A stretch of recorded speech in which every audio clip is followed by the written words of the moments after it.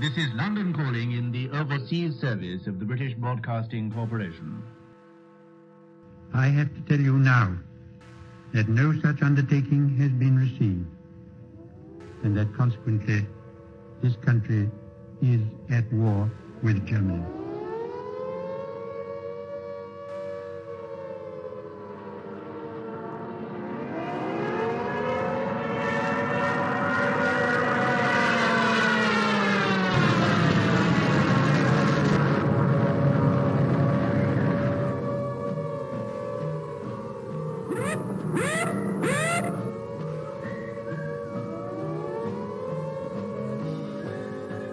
The pocket battleship, Graf Spee, which has been for many weeks preying upon the trade of the South Atlantic, has met her doom. Mother dear, I'm writing you from somewhere in France, hoping this finds you well. We shall fight in France. We shall fight on the seas and oceans. We shall fight with growing confidence and growing strength in the air. We shall never surrender. Hang up the washing on the Siegfried line, 'cause the washing day is here. Whether the weather may be wet or fine, we'll just love along. Das Oberkommando der Wehrmacht gibt bekannt. Ein im Atlantik operierender deutscher Flottenverband unter Führung des Flottenchefs Admiral Lütjen im Seegebiet um Island auf schwere englische Seestreitkräfte. Das Schlachtschiff Bismarck hat hierbei einen englischen Schlachtkreuzer, wahrscheinlich Hood, vernichtet.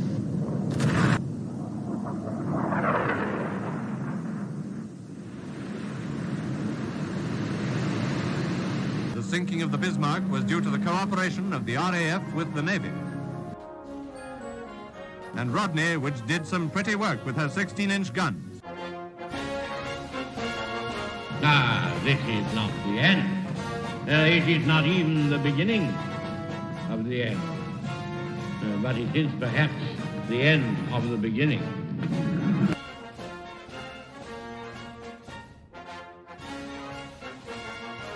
But the Japanese High Command had declared that a state of war existed with Great Britain and the United States.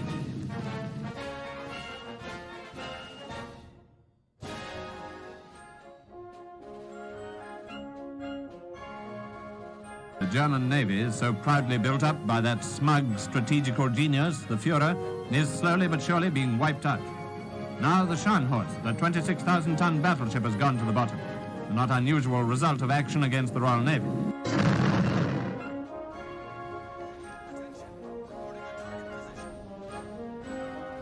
Led by a powerful British escort, the main body of the surrendered Italian fleet is transferred from Malta to Alexandria.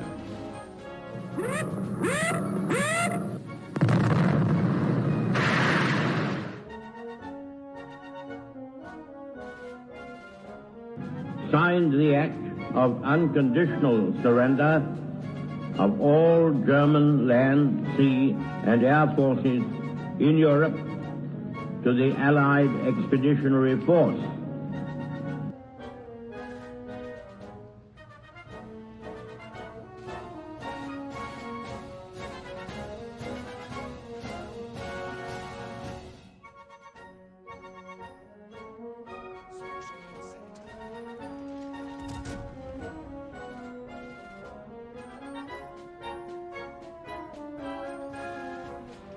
Back across the China Sea for the last large-scale surrender at Hong Kong, where today warships of the Royal Navy ride at anchor in the harbor.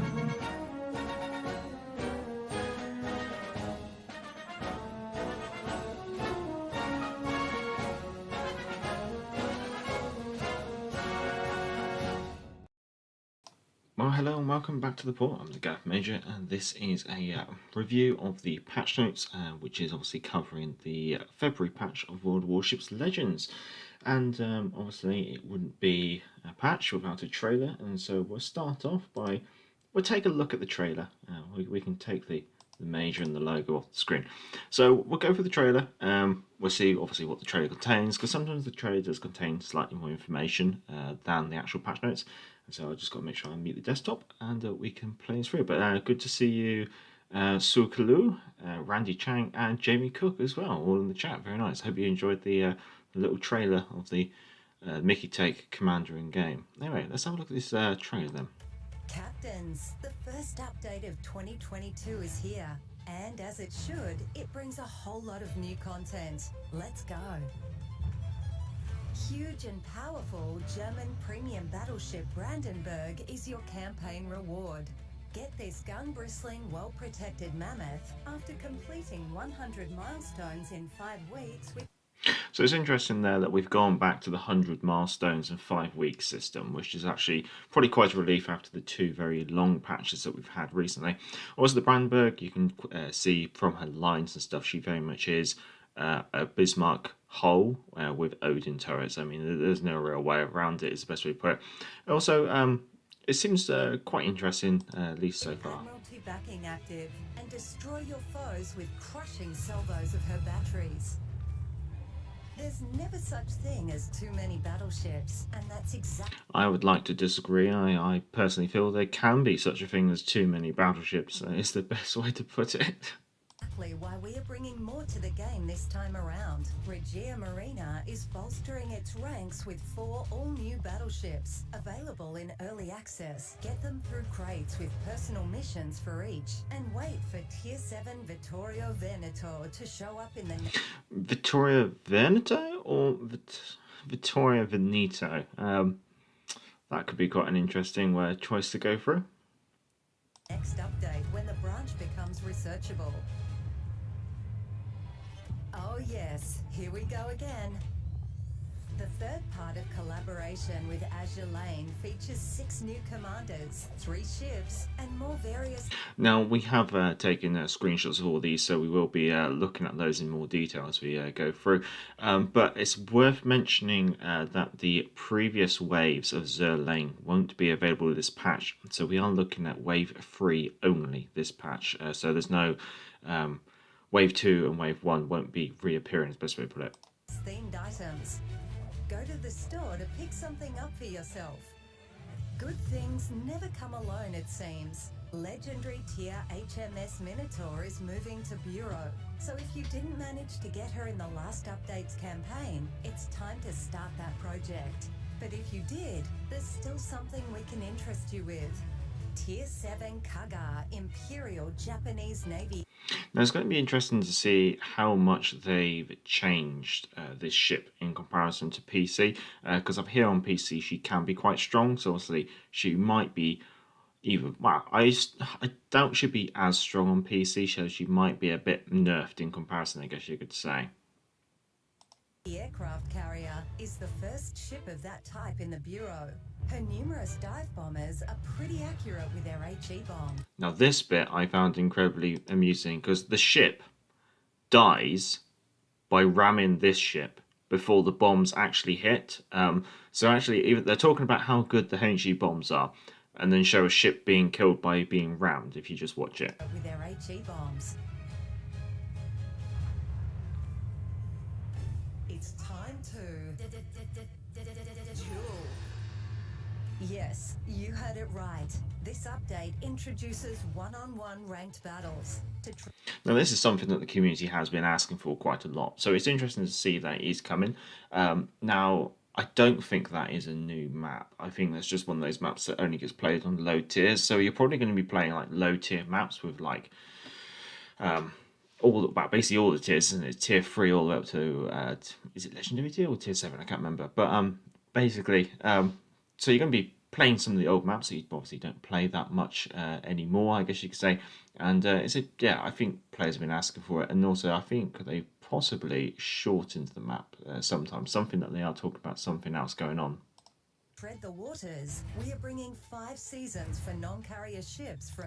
Now this is something that I didn't get a screenshot of, unfortunately, but we're looking at 1 star for getting into that rank. Now, can I just turn the subtitles off? There we go.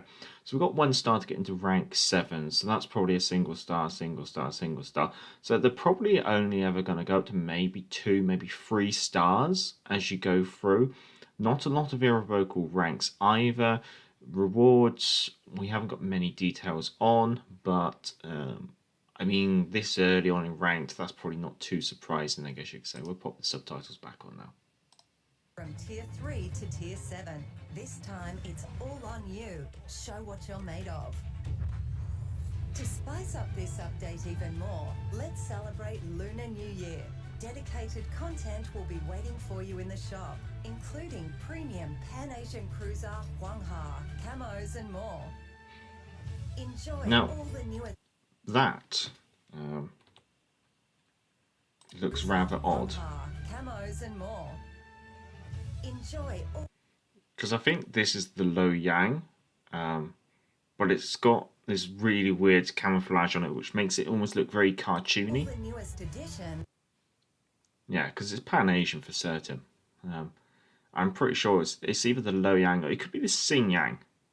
Actually, I'd suspect it's the Xing Yang because the 40mm both of us on the back there. But yeah, it's quite cartoony or quite animated camouflage, I guess you could say. And turn the tide. So that's the typical trailer that we've kind of got used to, I guess you could say. It covers pretty much everything in the patch, but only in a very light touch. But it's always worth watching it and digesting it and scrutinising it, because sometimes they do obviously accidentally leak stuff or tease stuff in the trailers. And also sometimes the trailers actually do contain more information than the patch notes. In this case, we actually have more information regarding the Azur lane than the patch notes actually does contain. Anyway, so we've now closed this down. And we can now actually start going through the patch notes. So, for those of you who want to read along, the link to the patch notes will be down in the description, and also the redeem code, which is not hidden, let's be honest, in the patch notes, is also down there with the link to redeem it for making it nice and easy to copy and paste. I'm just going to pop on the logos, and let's get a subtle amount of music going on in the background. There we go, that's a lot better. Rightio, gentlemen, who do we have here? Hello, Salty, Sax, good to see you. Hello, Admiral Criv. Who else has turned up? Hello, Big Killer, good to see you. Let's see if I can just catch up with some of the key points maybe before we go through. Rani Chang, would you feel obligated to hide what you're selecting? Oh, most certainly. If I was going to do count-ins on 1v1 ranked, then I would most certainly use the office mode during the live streams in order to hide what I was choosing. Sukuku, Brandenburg looks trash, where I think Criv says it's okay, but it's going to be hard to use. Yeah, I kind of feel it's not going to be a must-have ship, but I don't think she's going to be completely useless. So I think, like I was kind of saying in Wales Weekly, she might be a ship which you might get if you really want, but if you're not too fussed, you can always just turn a blind eye to this campaign, and we'll talk about why a bit later on. But Killer, I'm disappointed. I was hoping the next premium carrier would be USS Enterprise. Yeah, no, I'm quite surprised that we haven't got an American premium carrier in the game yet. I'm surprised they went for another Japanese one. Criv, USS Saratoga is already in the game. Just changed the camo for Lexington. Fun fact, the in-game Lexington is more of a Saratoga. Oh yeah, I think I remember Blip mentioning that actually. I think ranked they have, they use the small tier 1, tier 2 maps, otherwise the battle will go on for far too long. Yeah, must agree. Big Killer, the Lo Yang camo looks atrocious. Yeah, I kind of agree, and maybe, hopefully, we might be able to turn it off and not see it. Criv usually did Chinese New Year stuff, always made for the Asian audience. They like it apparently. Yes, it's something they do on PC quite a lot. Running Jang, nothing subtle about Chinese New Year. No, that's very true. Right here, gents, let's make a crack on with the patch notes. Let's see what we're looking at. So we are looking at the usual maintenance time of 7 AM to 10 AM UTC on January the 31st, although it is being called the February patch.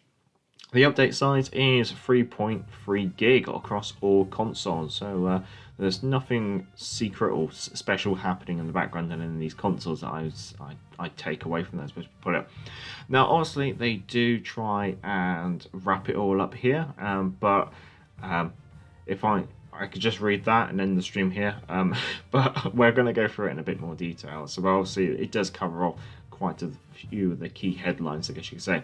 There's the redeem code. It is down in the description with the link should you wish to claim it, or you can actually just use the link to the patch notes and then claim it that way if you want. Obviously, it only comes with 6 Regiment Marina camouflages and 1 common container, so nothing super special, I guess you could say.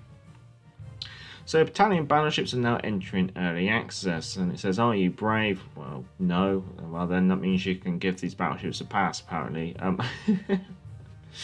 But yeah, no, so obviously the tier 3 to the tier 6 are going to be entering early access, droppable via crates. Now they do talk about the way that the big crates will have a guaranteed drop rate, so basically you will get at least a ship every 20 crates, maybe less depending on your luck.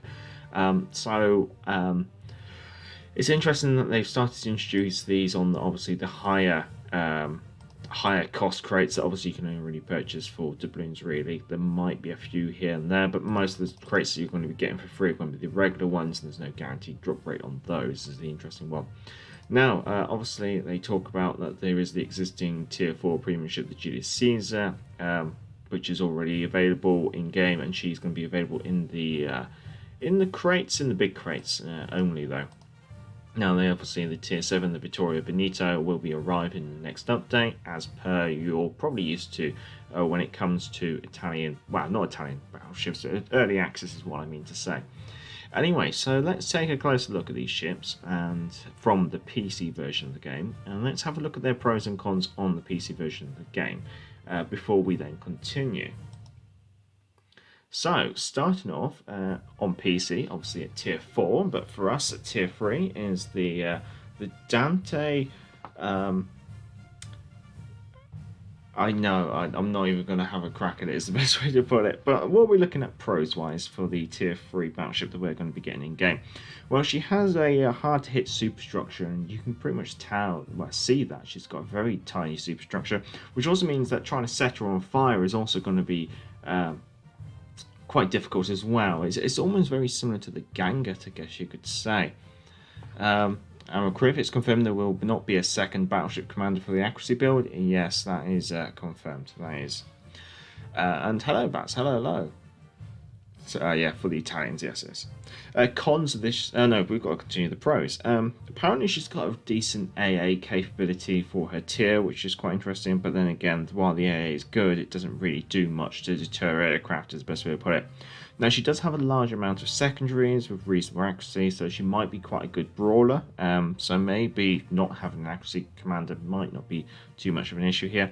Now, she does appear to have great gun angles combined with good armor, which allows her to bounce enemy shells quite nicely. And yeah, I think you could kind of see that as well. You can see the P&Q turrets are going to be able to turn out quite nicely quite early, keeping your ship mostly angled against the enemy incoming fire.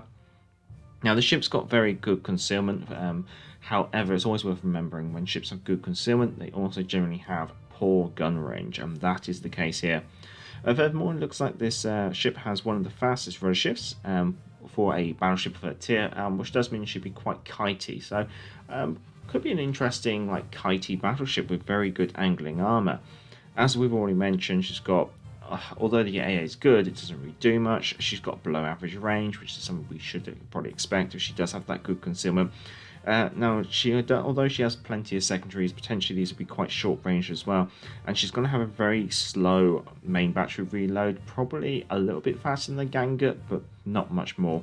And she is going to have quite a below average HP pool, so she's not got a lot of HP really to just sling herself around the map. Anyway, what else are we looking at?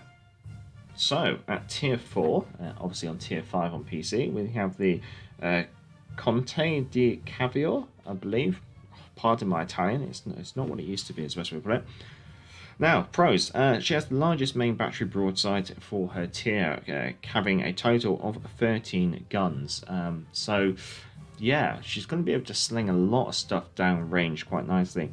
Looks like she does have quite thick hull and deck armor, which can make her quite tough when properly angled.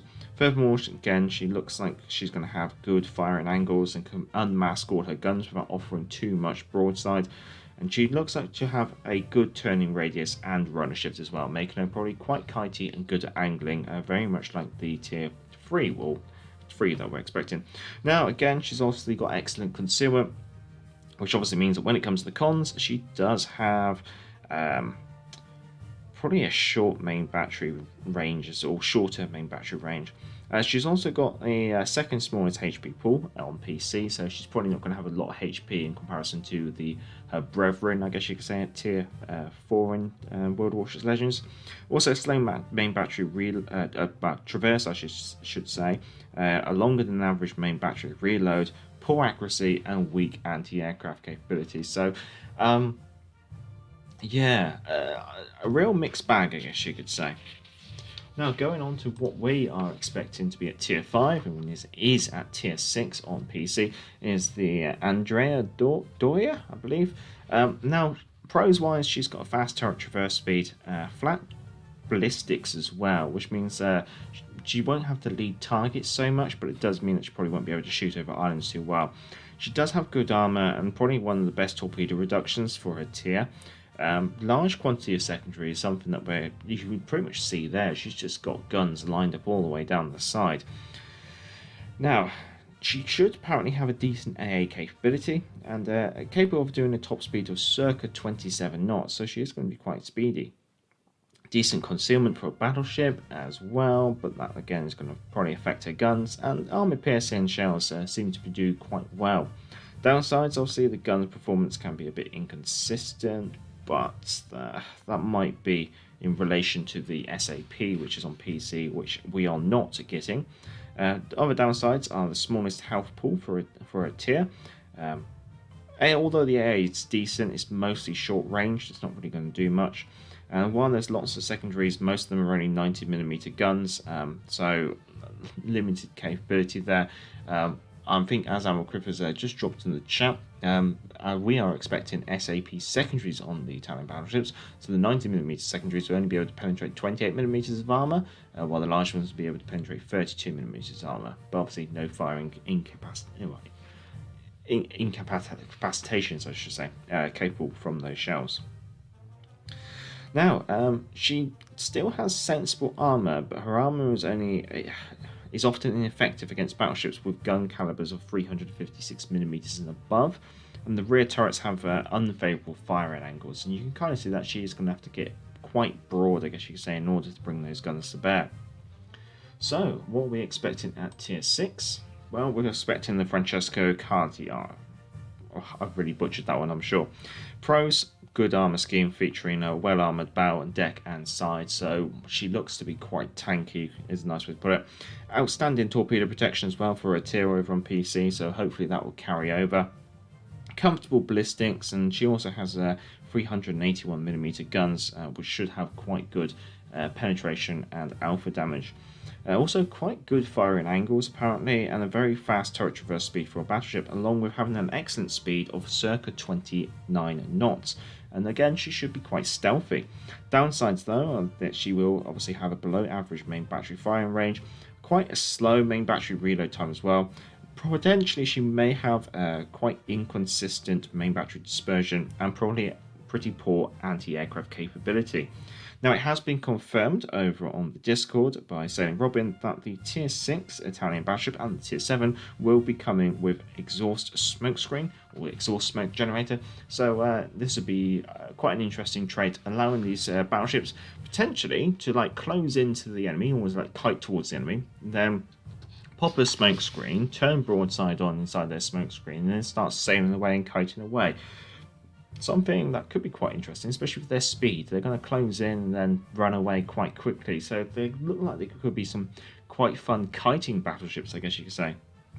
So at tier 7 and coming in the March patch is Vittoria Veneto. So pros, apparently she should have quite flat projectile ballistics, which should be quite nice in regards to mean that you don't have to lead the enemy so much, and makes it a bit easier to hit as well.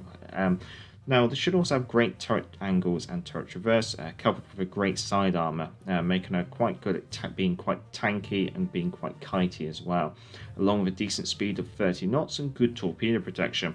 Again, she has an exhaust smoke generator, which should be quite nice, and obviously will be allow her to should be able to keep up with her even when she's doing top speed. And obviously she does have 15-inch guns, which should have quite good penetration and alpha damage, I guess you should say. On the downsides, she has a low end in regards to her HP at her tier. She also, we can skip that one, probably a slow main battery reload, probably an inconsistent dispersion as well. Although she has good armor and protection, turning broadside on will probably still result in a citadel, so she probably has an elevated citadel, as best we put it. And although she has a lot of secondaries, most of them are only 90mm, but they will have SAP shells over on World Warships Legends. And the AA is probably decent, but only at short range, so you will be getting dropped on, is the best way to put it, when it comes to a carrier. Well, that's a quick overview and a quick visualization of the Italian battleships, so we can quickly just jump back to the patch notes. So, we do have a bit more information here. Obviously, it says, the new line brings a new mechanic. Now, I'm sure that some people started to read this and thought, ooh, and then followed by, ah. And that's semi-armor-piercing shells for secondary battery guns. I very much did read, I thought, new mechanic, semi-armor-piercing shells. I stopped there and I thought to myself, wow, they've done it. Wow, this could be quite interesting to see how this goes. And then went for secondary battery guns. I was like, oh, great. Anyway, so as Chris already kind of mentioned in the chat, but these new shells deal high damage when penetrating armor and no damage in cases of ricochets or no penetrations. Semi-armor piercing shells do not cause fires or splash damage, and due to detonation on contact, they're unlikely to score citadels. And as Crib says, most of these will probably only be punching through about 28mm of armor, with some of them, the larger caliber ones, maybe punching through 32mm armor. Conte di Cavour translate to Count of Cavour in reference to the famous Italian figure instrumental in unifying the Italian city-states together in the 1800s. Oh, thank you very much, Mackerman. Much appreciated. Nice bit of history there to chuck in there with the stream. Much obliged. Where can we fit these Italian battleships among the rest of the nations? What will be their outstanding feature here in Legends for them? It seems to be the secondaries, I guess, but they do look like they're going to be quite kitey, which could be quite nice. I think there's an interesting ability. They look like they're going to be generally quite fast and quite kitey too. None Your Business asks, are the Roma secondaries changing to these new types? It's not mentioned, so I would presume that it's not the case. I would presume that Roma will remain having high explosive secondaries. So obviously it does talk about that the Roma is coming back, available for 750,000 global XP, something that we did know. There is also talk of the all new cruiser, the Gorzia, which we will discuss a bit later on. And there's also going to be discounts on Italian premiums during the first week of the update. So that should probably affect things like the Duca d'Aosta and a couple of others. So should be quite interesting for some people who are looking to expand their Italian collection. So also there's going to be another blog post covering the battleships as always, which is something that we kind of expect. Anyway, Azur Lane. For those of you who aren't really interested in anime and stuff like that, well, to be honest, I'm not really too interested in Azur Lane at all, really. But it's more commanders come to the game, and I guess it does add maybe a bit of variety to some of the nations. But obviously they have to be purchased, so Some people do sometimes call them a bit pay to win. Anyway, so this is the third wave of Azur Lane collaboration, and it's confirmed here that they will be arriving from February the 7th. It's also been confirmed that the previous waves of commanders, the Wave 1 and Wave 2, won't be made available, so we're only going to be able to purchase these 6 should you decide that you're interested in them. Now, as always, they do come with unique voiceovers, but those voiceovers are usually squeaky Japanese voices, which may not be to everyone's taste, generally not to mine. But your choice. Just remember, if you do want the voiceovers, you do have to switch to having the common voiceover rather than the national voiceover. If you stay on the national voiceover, obviously it just sticks to the national voiceover, and you don't get the any of the voiceovers for any of your event commanders, I guess you could say. Now, obviously, there's going to be 3 more ships coming to the game, and also a number of skins as well for other ships. Now, the commands will be available both standard line and through special crates. Now, generally, when they've done Azur Lane in the past, the way that the crates have worked is that the crates are guaranteed, obviously, to always drop a commander, and with the crates, there's a duplicate protection. So what that generally means is that you don't if it rolls a commander you already own, it rolls for another commander that you don't. So it means generally, if you want all the commanders, it can be quite cheap. It can be cheaper to just buy 6 crates. But we'll have to see how that goes, because obviously what happens with the crates this wave may be different to how the crates worked in the previous waves, and it's all down to what agreement's been made between Wargaming and Yostar, I believe is the company that basically runs the Azur Lane stuff. Anyway, regarding the commanders, we've got Montpellier, Azuma, Sukuku, Yukazi, Aurora, potentially, and Litoria. Now, I have actually taken those screenshots out of the trailer, so we can take a look at them here.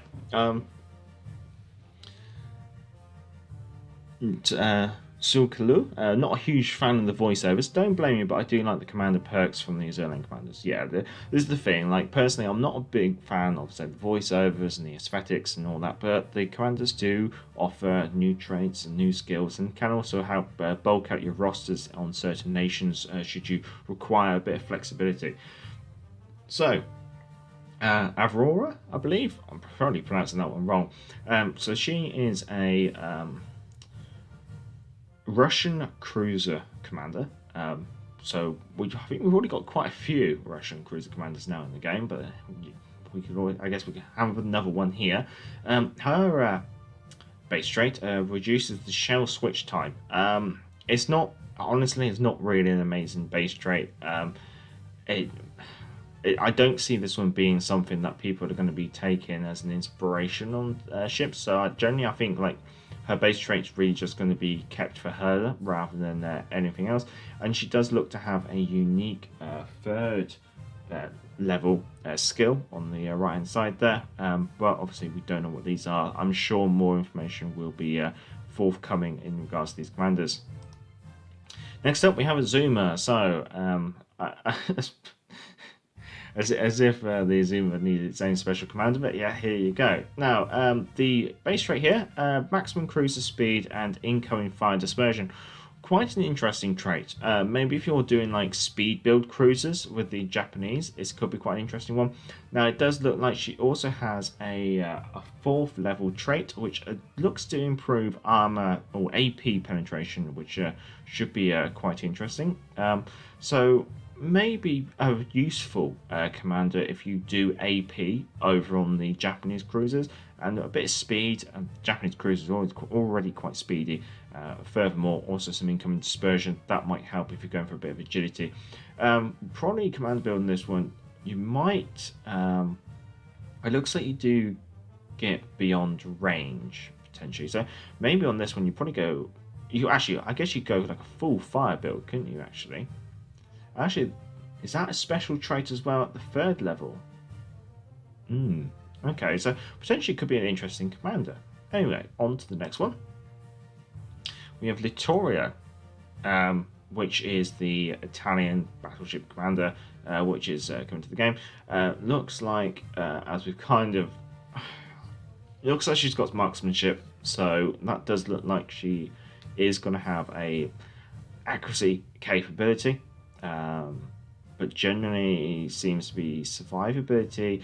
Looks like there's an interesting trait at the top here in the middle, which looks like it might do something to do with Battleship HE, which could be quite interesting. And way down on the bottom right in the fourth row, there's definitely something that seems to improve resistance to flooding. So quite interesting there. And yeah, looking at the base trait, I guess you could say, what we're looking at, reduces reduces repair time of incapacitated modules, as well as duration of fire and flooding on your battleship. So basically, it just reduces how much damage you take in. So generally, potentially quite a tanky build, and it does have master mechanic. So this could be quite an interesting survivability build on Italian battleships if you're going down that route, which might be quite helpful considering the Italian battleships do look to have slightly smaller HP pools in comparison to their brethren at their tiers. Montpellier, so the American cruiser commander. Base trait, increase your cruiser's AA range. Okay, well, fair enough, that might be interesting. If you're going for an AA cruise, obviously having more range might be helpful in some regards, but generally I don't see this being an inspiration that you take on other ships. More than likely you're going to use other commanders, so generally it seems like Montpellier is not really there to inspire anti-aircraft cruiser builds, but probably to be an anti-aircraft cruiser build is the best way to put it. Now, she does appear to have a interesting trait down on the third level there, which looks to be something to do with like reload speed, but also something else that's quite defensive. So maybe something like an indicator telling you how many people are looking at you, while also increasing your reload speed in your main battery would be potentially my guess if I had to have a stab in the dark, is the best way to put it. Now, do we have any more? Sukuku, Japanese aircraft carrier commander.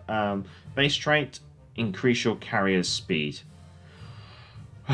Okay, alright. Well, I'm to be honest, I'm not surprised that we finally have this trait in the game, because obviously carriers have been the only class of ship which you can't do a speed build on. Should you do speed builds on carriers? I don't know. I have been tempted to think about it, but I've never really tried it out, is the best way to put it. So, it'll be interesting to see what happens there. In regards to her skills, most of the skills look to be pretty much the standard skills, apart from on the third level on the left, there does seem to be something in regards to the defensiveness of the HE bombers, potentially reducing maybe the detectability of the bombers. Maybe it'd be interesting to see what comes out in the wash when it comes to these commanders. Then we also have Yukazi, another Japanese destroyer commander. We've got so many in the game, I don't know why we need any more, but then again, I guess they just want to keep building them or making them as much better. Now, the base trait here is increases destroyers' average AA damage per second. I found that quite laughable, especially when you consider how poor the Japanese anti-aircraft capability is. Generally, the Japanese destroyers don't like planes, and generally don't shoot down many planes. So it's quite amusing that we've got a Japanese anti-aircraft capability commander on destroyers. Okay, that's a bit amusing, I guess you could say. Now, interestingly, she does come with the Evil Sparks trait down there on the bottom right. It's a legendary trait, so potentially maybe could be an interesting commander to put on the Akazuki, the Tech Tree Tier 7 Japanese destroyer, the basically the only gunboat one. Also, it looks like there's a fourth level. She's got a trait here which is something to do with smoke and detectability. It could be detectability while firing smoke. That would be my guess there, potentially. And then all the other traits generally look to be the standard traits that you get on most destroyer commanders. And that's all of them. So some interesting ones. What I might do, I might just cycle these through while reading through the chat. Crib, I hope they fix the voiceover bug for Azur Lane with national voiceovers. Still some lines came through Japanese when using Azur Lane commands. That might be because they actually don't. It might be a bug, like you say, or potentially maybe it could be a. It could be that they just don't have the voice over for that actual order or line in the game from the voice actor, maybe. Sukuku, I do like Azur Lane Scharnhorst's assets. Now, gentlemen, now. Aurora, she'll be free alongside the Tier 2 Soviet ship, the Aurora. Oh, okay. Okay. The Aurora. Sorry. Zuma's 4th row skill looks to be a AP buff. Yeah, most certainly. Poor Zuma needs all the help it can get. Megman, Zuma's 3rd level skill looks like fixated. Yeah, okay. That's quite potential. Yeah, fixated. Yeah, much obliged. Sad that we're not getting the Litoria commander, Litoria just as Azur Lane commander and Litoria skin for Veneto. Is it sad though? I mean, the Litoria is quite well known as a controversial point over on PC because it is literally just a reskinned Roma. I think if you took the Azur Lane Litoria camo off of the Azur Lane Litoria, it actually has Roma, or Vittorio Veneto, I should say, written on the side of the hull. So maybe they just don't want to cause that kind of controversial point over on Legends, I guess you say. Randy, carrier speed build is hilarious. Maybe we might do a speed build Furious or something like that. Crib, new role for carriers, ramming. God's sake, no. Megman, as a carrier player, I do not invest in speed of. I do not invest in speed of a ship. Now, speed of planes, on the other hand, that is definitely yes. Yeah, no, that's much agreed, Mecha Man. With carriers, the speed of the carrier is not really too much to be fussed about. It's usually the speed of the aircraft, because obviously that means you can get to the enemy target quicker and stuff like that. Randy, I once made a dedicated AA Hatsuharu. It was terrible waste of blue stars. I bet.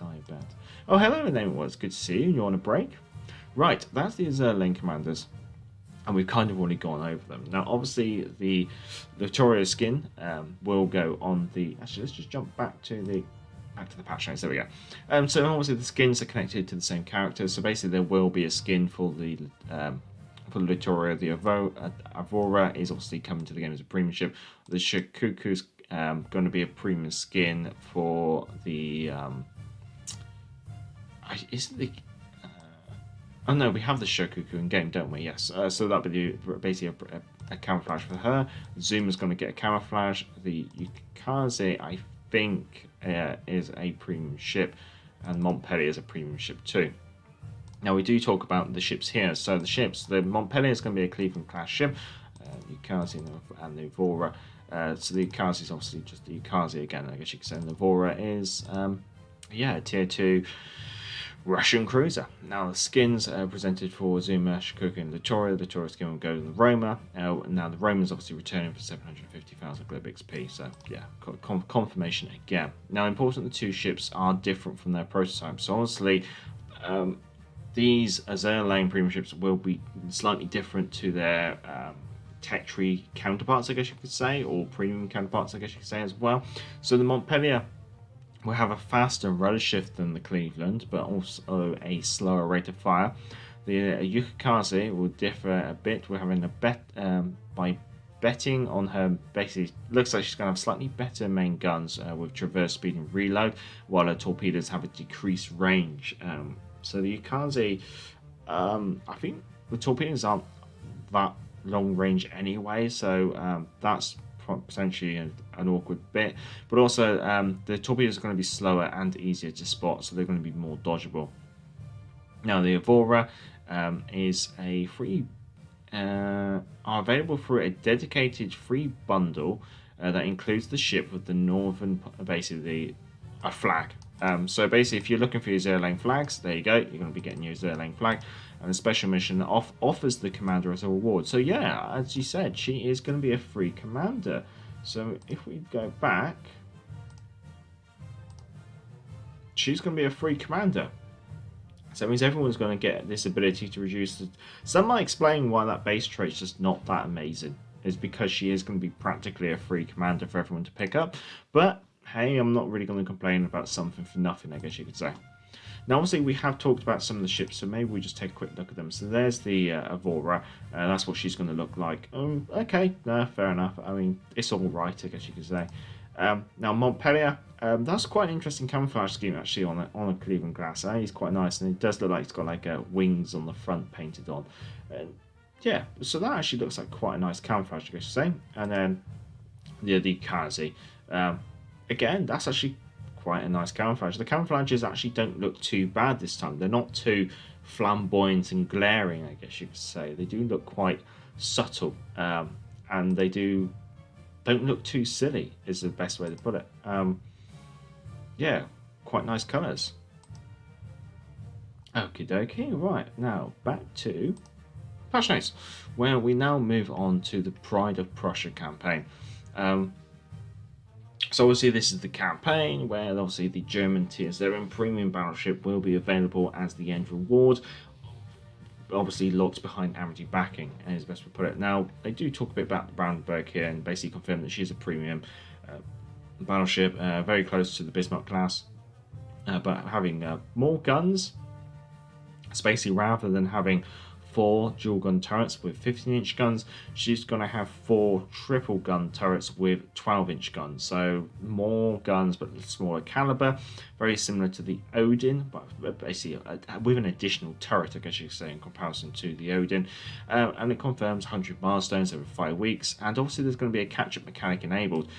That's quite nice as well.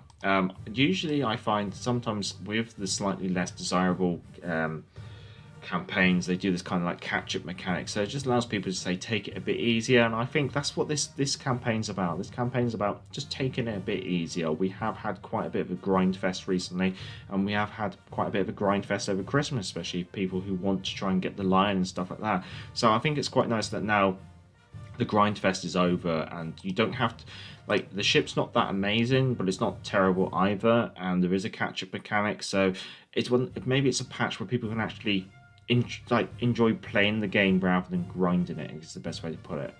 So from that point of view, I do quite like the idea of it. Now, here's the rewards that you'll be getting if you don't get Amity backing, and honestly, they look a bit poor, is the best way to put it. There's only like 1 insignia and 1 commendation. There's no doubloons there.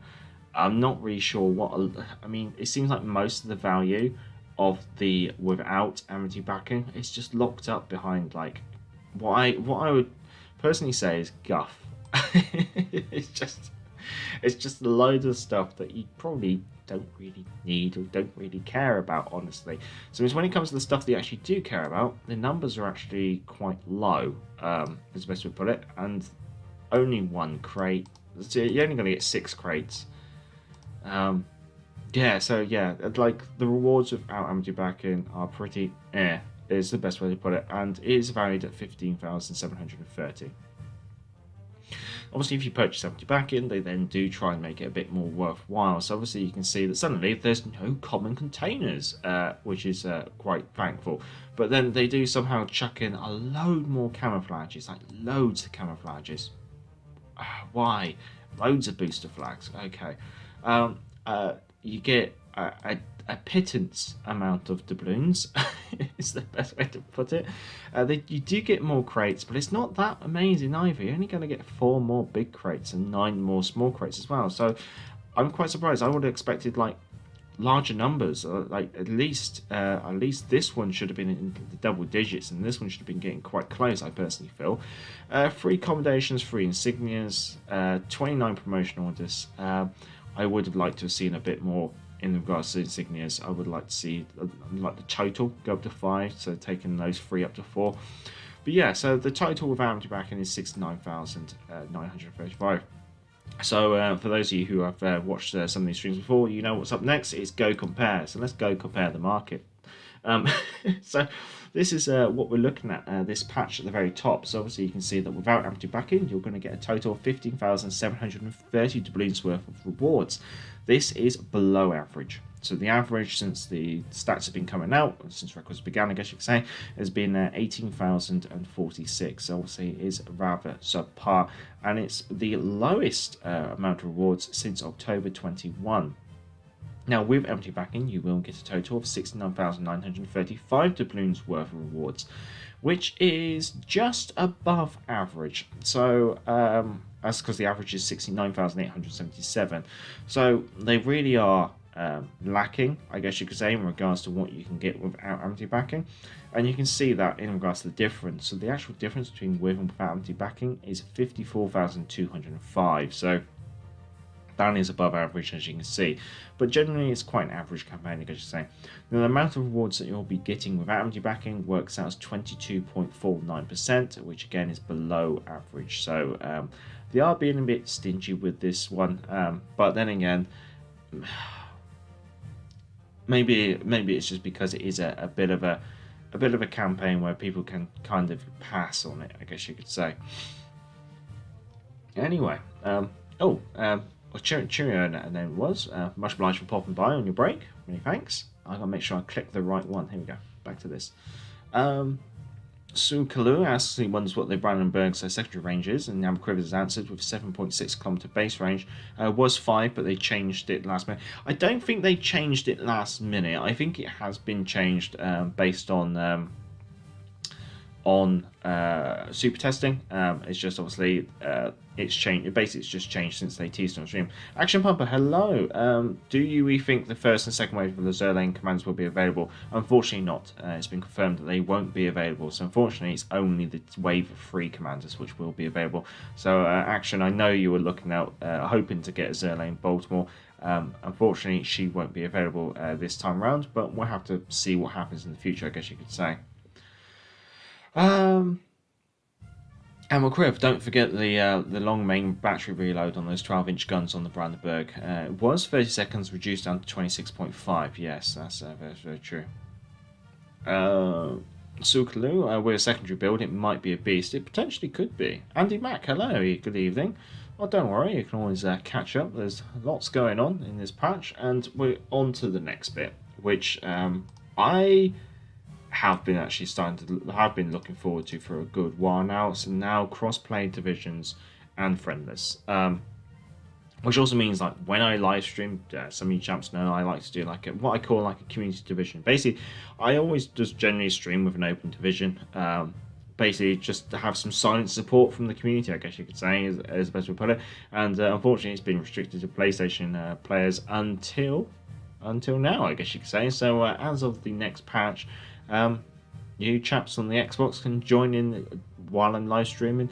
Also means that I can do collaborations with Xbox players as well. So it could be quite interesting to see how this obviously changes the channel and also how it changes the game. I know a couple of my moderators are on Xbox, and it would be nice obviously to catch up with them and actually finally play with them, I guess you could say.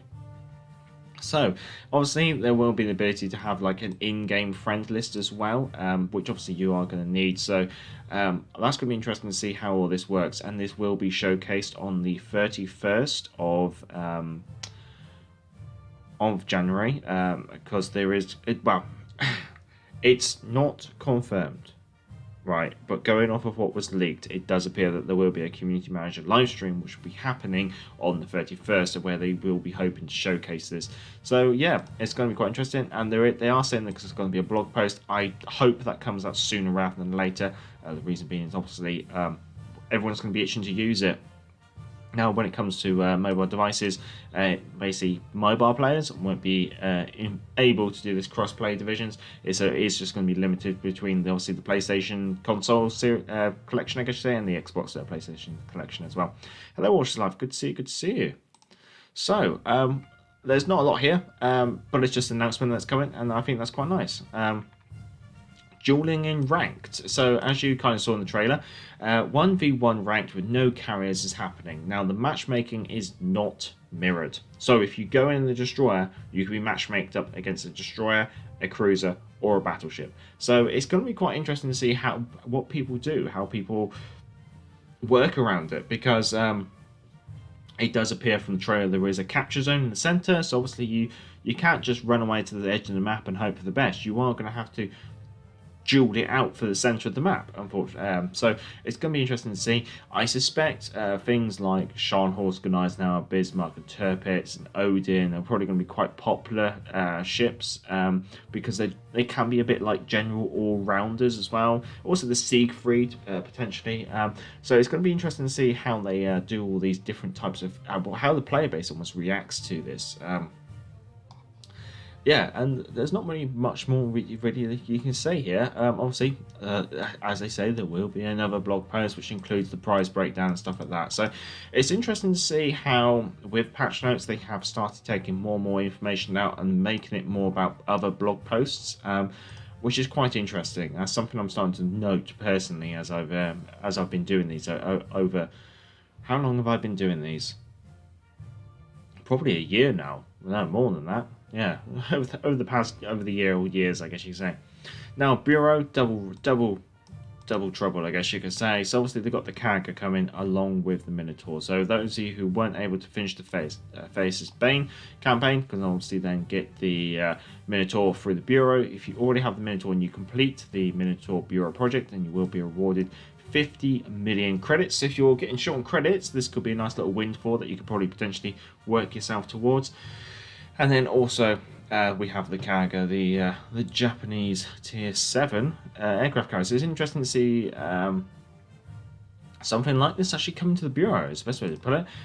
Now, she apparently will have bigger squadrons than, say, her sister, the Sukuku, which is going to be quite interesting. And also they do talk about HE bombs during the trailer, so it'll be interesting to see how they go. Now it says, please note, so this is basically for everyone here, please note that the Holiday Bureau and the Dragon Fleet projects are basically ending at the end of this patch. So on, I believe, on basically January the 30th will be the last day in which you can work those projects. By working those projects, what I mean is actually get them started.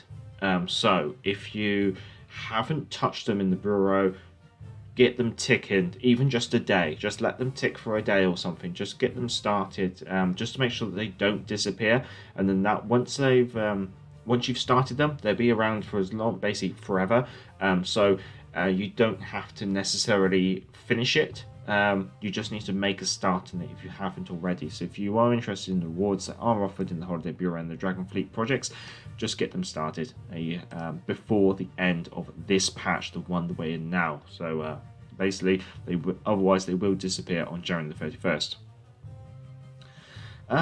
Let's have a look.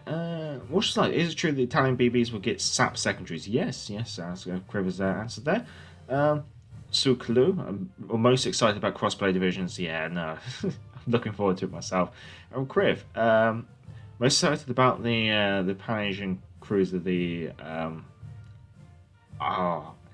HMS Aurora. let's just call it by her birth name, HMS Aurora, the Arafusa class cruiser.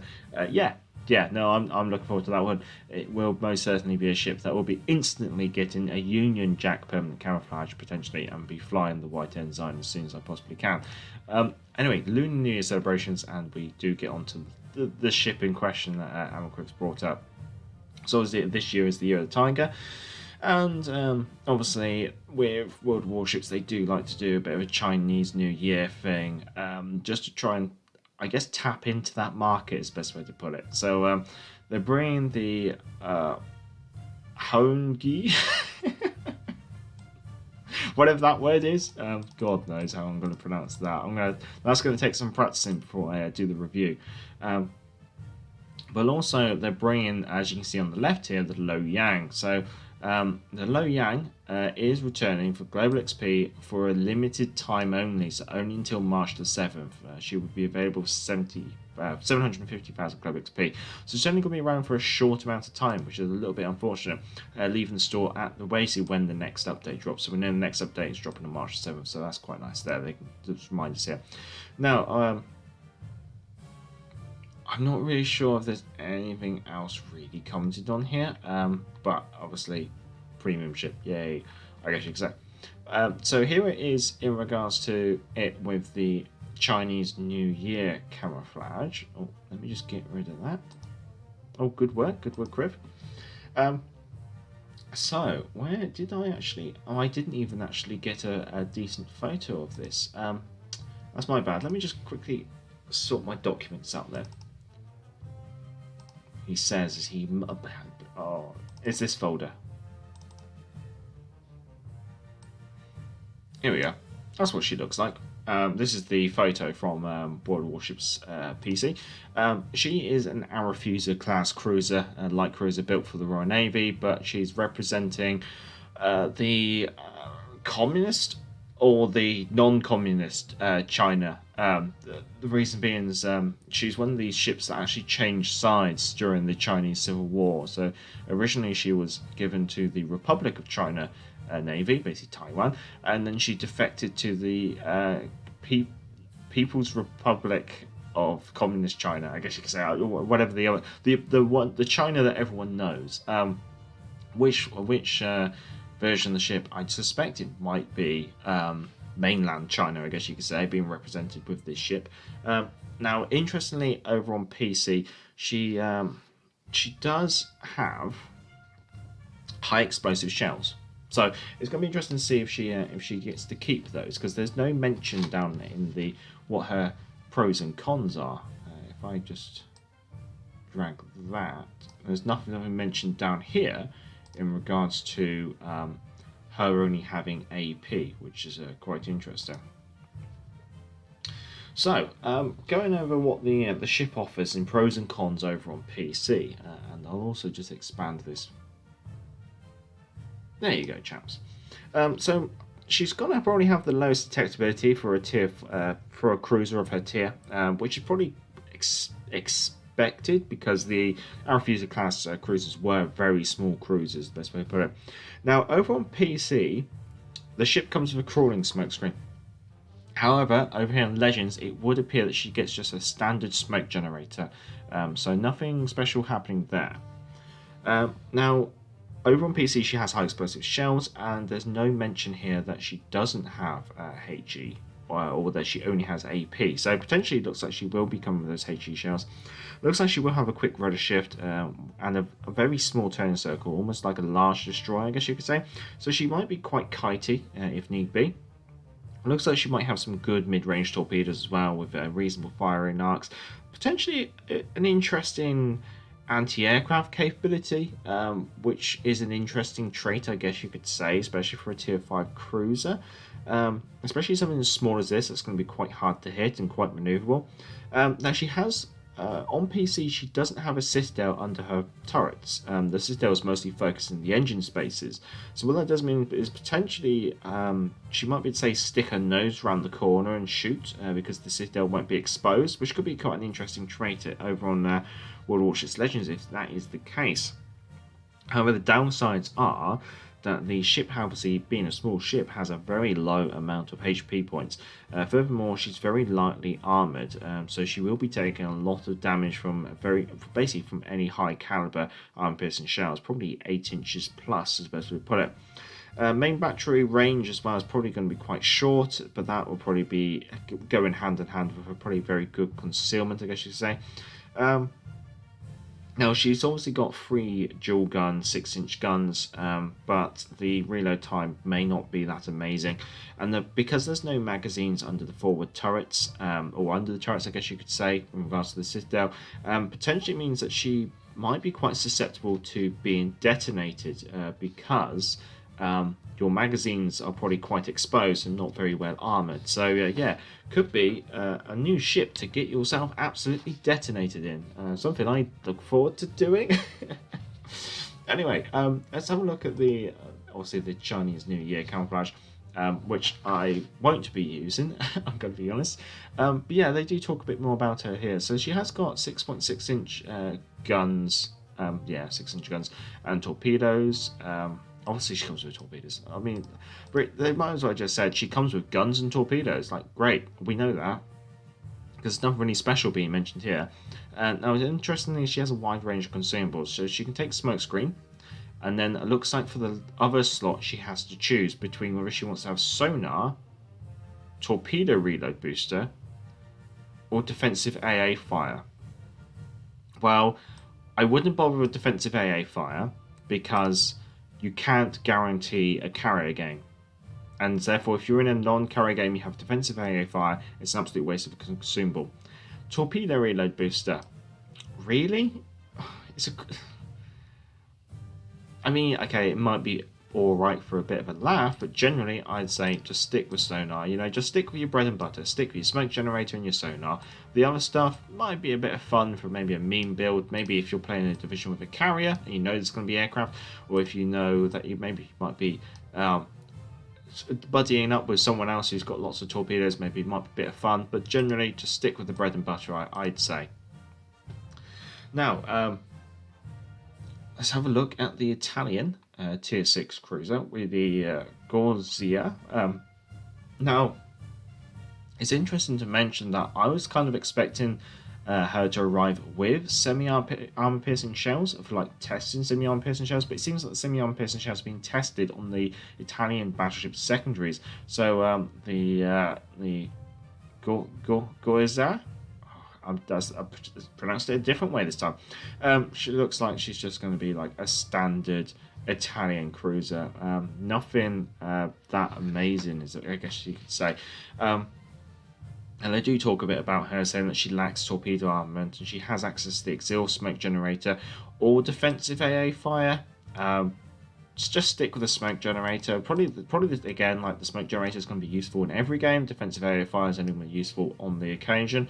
Now, sonar, okay, fair enough, and a catapult fighter. So it's only basically going to come with exhaust smoke generator, sonar, and a catapult fighter is the best way to put it.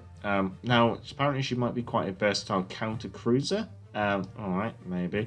Or an anti-aircraft pick. Probably not. There's certainly better choices when it comes to anti-aircraft capability.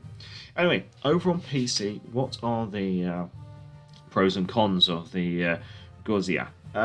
Pros, large HP pool, great armor profile with 30mm plating on the sides and 70mm plating on the citadel roof.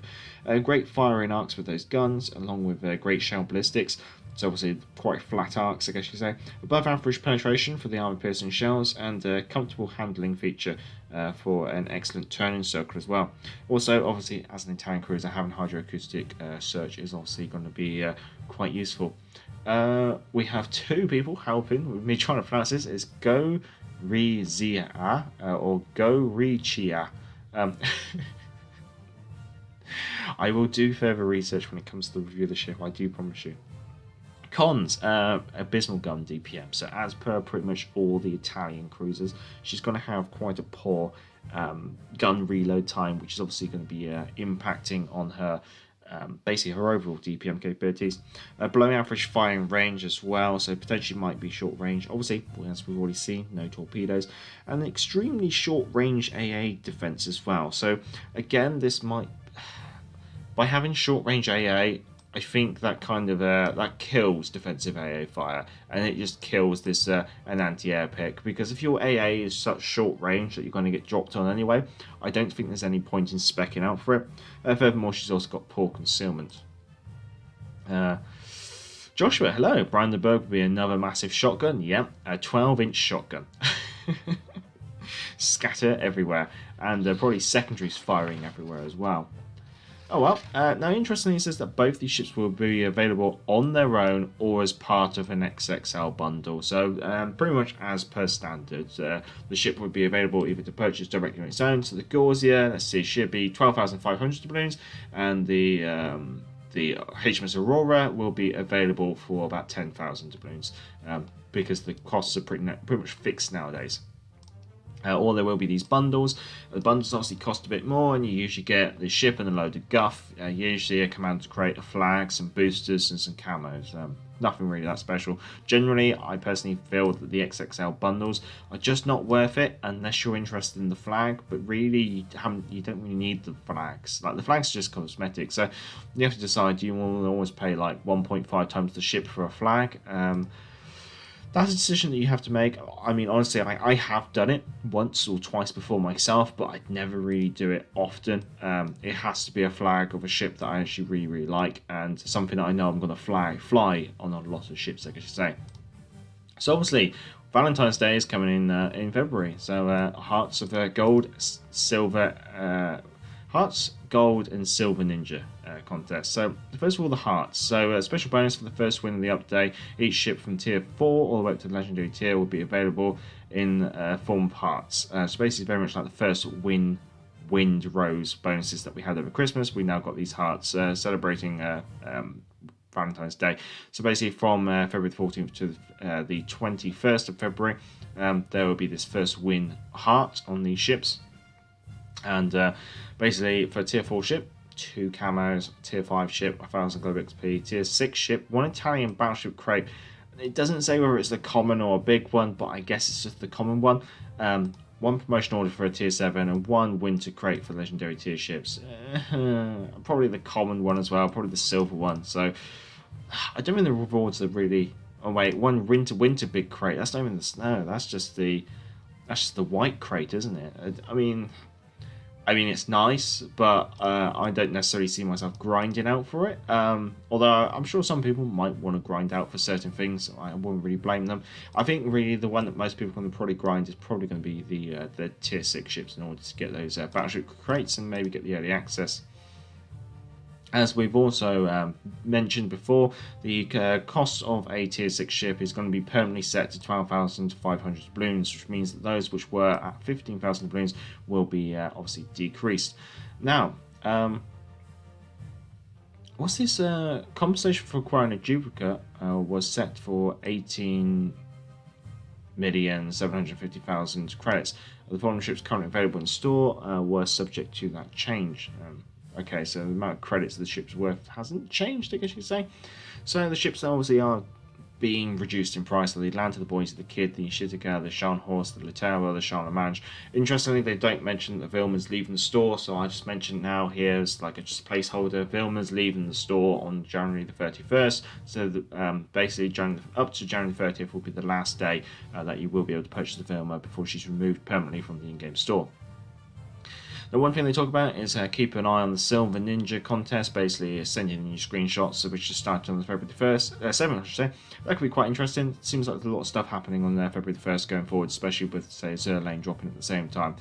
And also there are going to be some rewards for the 5 winners, and also a special flag for all participants. Okay, so the shortlist and a boatload of credits with patches and a special flag for all participants. So basically, sending you screenshots, which is quite interesting. I'm a query. If someone gets a tier 6 premium in the past for 15,000 doubloons, will they get the 2,500 doubloons compensation? Negative, unfortunately. It's yeah, you're not going to get compensated for the changes in price, unfortunately. It sucks, honestly. Charlemagne, no. Mange. Yeah, I know it's Maine. I've been saying it wrong for so long that it's kind of just stuck. Unfortunately, it's one of the downsides. Unfortunately, maps. 3 new maps are being added for tier 6, tier 7, legendary tier. Basically, Islands of Ice, Shatter, and Warrior's Path. Obviously, when you get to look at Islands of Ice, hopefully these maps will be quite big. Islands of Ice looks to have quite a bit of cover. This map does look quite familiar from PC. It'd be interesting. I guess it would be battling left to right. Otherwise, the map wouldn't be asymmetric, and potentially it would mean that one side might have a slight advantage in regards to having more cover if it was north to south. Now, there's also mentioned that the Islands of Ice map which we can see here, has a beautiful weather preset called Northern Lights. So potentially it might be a night map, just to look quite nice, I guess you could say. So that does look quite nice. Joshua, buff Monarch's AP. It's short fuse AP. I mean, does the AP need buffing? I don't think so, personally. But no, this is personal opinion. Sukuku, new maps, awesome. Yes, no, most certainly. It'd be nice to mix things up. Unfortunately, it'd be wondering how long would it take to actually get around to it. Like, actually get around to playing the new maps. I think one, like, first look live stream I did, I think I did 2 hours of gaming. I didn't play a single new map, which I thought was quite amusing. Also, domination scenarios basically they've a different map border, so potentially maybe the map's got slightly bigger or maybe slightly smaller in regards to Greece and hotspot, and is affecting some domination scenarios or all domination scenarios, not quite sure, and yeah, it's affecting both AI and standard battles. I'm clear if Monarch already has better AP than Vanguard and Lion, high velocity. Good point, Griff, good point. Balance changes. The Worcester has been drastically buffed. Is the best way to put it. Potentially a little bit too much. So she might be revisited. So she's probably being buffed for a bit, and then she might get nerfed again in the future, as we put it. Yeah, I think that's what's going to happen here. Now there are some obviously comments in regards to what the changes are, but basically the main battery reload's been decreased, fire chance has been increased, HE penetration has been increased, turn circle's been decreased, radar consumable time, basically how long this reload has been decreased, and the shell grouping has been improved. So generally, this ship's going to turn into an absolute HE spammer at tier, about legendary tier, so that could be quite interesting to see how that goes. Now, Alaska. She's getting nerfed. Generally, her performance was starting like she's only recently been buffed, and now she's being nerfed, which is quite amusing. So she's having her main battery dispersion circle increase, but the shell grouping within that circle has been increased, probably almost just to counter it a little bit, just so it's not so drastic. And then the armor piercing,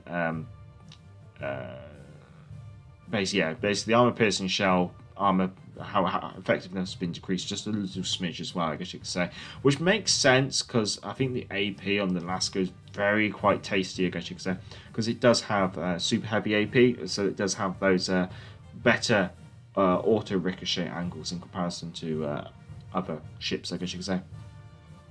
The German tier 6 cruiser, the York, is having a bit of a buff, so she's been buffed once before in the past for certain, where she had her HE buffed up, and now they're buffing up her AP a bit more, trying to encourage the playbase probably to use that AP a bit more often, because that's what German cruisers can be a bit like, especially like the Hipper really does like AP, I guess you say. So they have basically decreased the main battery reload time and increased the AP shell damage.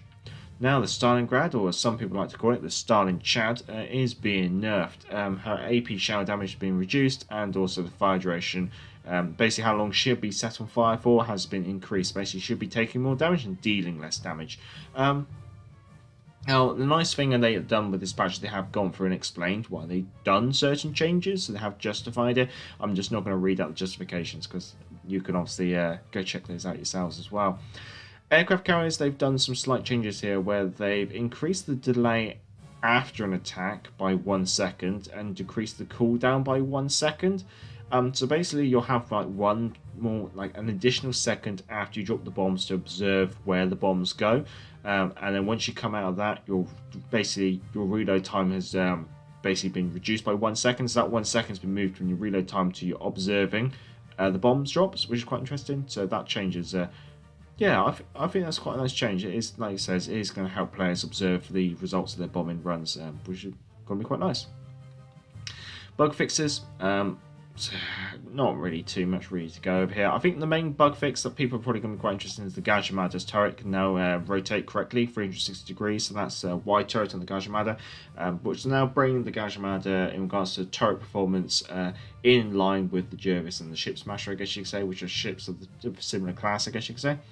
And there's a couple of other things like rare HP bar glitch, something to do with Type 1 camouflage is failing to be display that's obtained, and also the description of the exhaust smoke generator as well. No longer has a maximum speed limit on it, which it obviously, when the Palomilla came up, obviously we managed to get the Palomilla to go faster than the smoke screen, which was rather amusing. And also a little bit of a change here where they're just switching the guises and show commanders by a button round, just for consistency. There's also some mobile version improvements, but generally it doesn't affect a majority of the player base, I guess you could say. I'm sure the mobile side of it is still very much in testing, and those of you who do play mobile can obviously go check this out yourself. And that is everything. That is the entire patch notes. Generally, in reverse order as we go through, mobile version improvements, okay, yeah, right, well, it's the mobile version of the game, it's going to be constantly having improvements. The bug fixes, not really experienced. The only bug fix there that I'm have experienced, I guess you could say, which I think is now which is good to have done, is the Gajamada. In regards to Bus and Nerfs, Stalingrad, she was a strong ship, so I'm not too surprised. York, I do like the York, but maybe the player base doesn't get on with it too much, so those changes don't seem to be too drastic, I guess you could say. It'd be interesting to see where this goes in the future. And last, getting a nerf, honestly, I'm not too surprised. She has been quite strong recently. Worcester getting a buff, I think this might be a bit much, honestly. And I wouldn't be surprised if some of these numbers are tweaked again in a future patch. But at least this will get hopefully players playing cruisers at legendary tier, I guess.